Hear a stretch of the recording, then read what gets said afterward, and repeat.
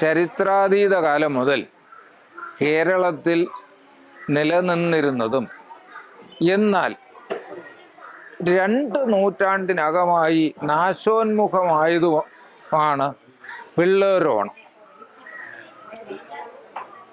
ആ പിള്ളേരോണം കഴിഞ്ഞ് ചിങ്ങമാസത്തിലെ തിരുവോണം വരുന്ന ദിവസം ആണ് നമ്മൾ ഇന്ന് ആഘോഷിക്കുന്ന ഓണാഘോഷം.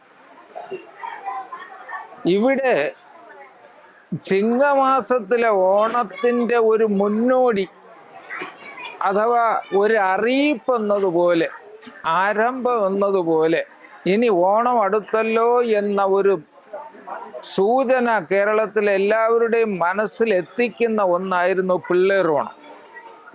ആ നഷ്ടപ്പെട്ടു പോയ നമ്മുടെ സാംസ്കാരിക മുദ്ര വീണ്ടും കേരളീയ മനസ്സിൽ എത്തിക്കാൻ വേണ്ടിയിട്ടാണ് അക്കരവളാകം ദേവസ്വം ട്രസ്റ്റ് വർഷങ്ങളായി എല്ലാ കർക്കടക മാസത്തിലെയും തിരുവോണ ദിവസം നമ്മുടെ ഇവിടെ എത്രയോ ആയിരക്കണക്കിന് വർഷമായി നിലനിന്നിരുന്ന ഈ പിള്ളേരോണം ആഘോഷിക്കുന്നത്.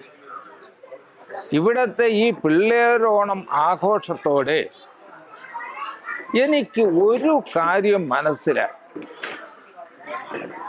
മറ്റേതൊരു കാര്യത്തെക്കാളും കൊച്ചു കുഞ്ഞുങ്ങൾക്ക് ഈ പിള്ളേരോണം ആഘോഷിക്കുമ്പോൾ എന്തെന്നില്ലാത്ത ഒരു ആനന്ദമാണ്.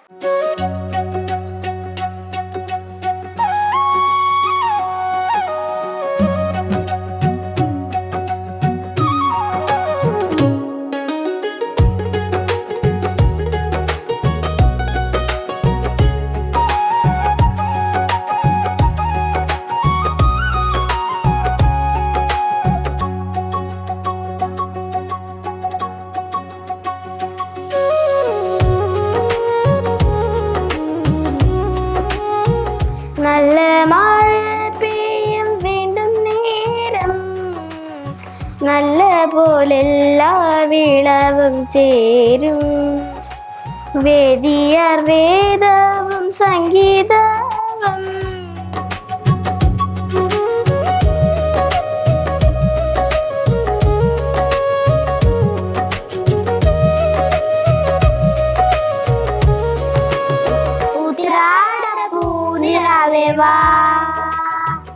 മുറ്റത്തെ പൂക്കളത്തിൽ വാടിയ പൂമണിയിൽ ഇത്തിരി പരിശോധിക്കാൻ വാ.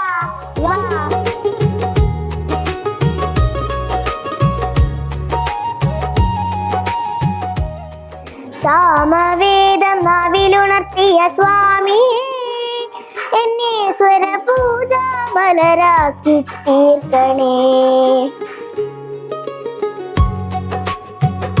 ഒന്നും അറിഞ്ഞൂടാത്ത ഒരു കൊച്ചു കുഞ്ഞിനെ നിലാവത്ത് വീട്ടുമുറ്റത്തൊരു പായിൽ ഇങ്ങനെ കിടത്തിയാൽ ചന്ദ്രനെക്കുറിച്ചോ ചന്ദ്രപ്രകാശത്തെക്കുറിച്ചോ ഒന്നും അറിഞ്ഞൂടാത്ത കുട്ടി അപ്പോൾ ആകാശത്ത് കാണുന്ന ചന്ദ്രനെ നോക്കി നിഷ്കളങ്കമായി സന്തോഷിക്കുന്ന, ആനന്ദിക്കുന്ന ഒരവസ്ഥയുണ്ട്. അതാണ് നിഷ്കളങ്കാനന്ദം. ഇവിടുത്തെ ഓരോ പിള്ളേരോണം കഴിയുമ്പോഴും ഈ കൊച്ചു കുഞ്ഞുങ്ങളുടെ നിഷ്കളങ്ക ആനന്ദമാണ് ഞങ്ങൾ ഈ ക്ഷേത്ര ഭാരവാഹികൾ ഇവിടെ അനുഭവിച്ചു കൊണ്ടിരിക്കുന്നത്.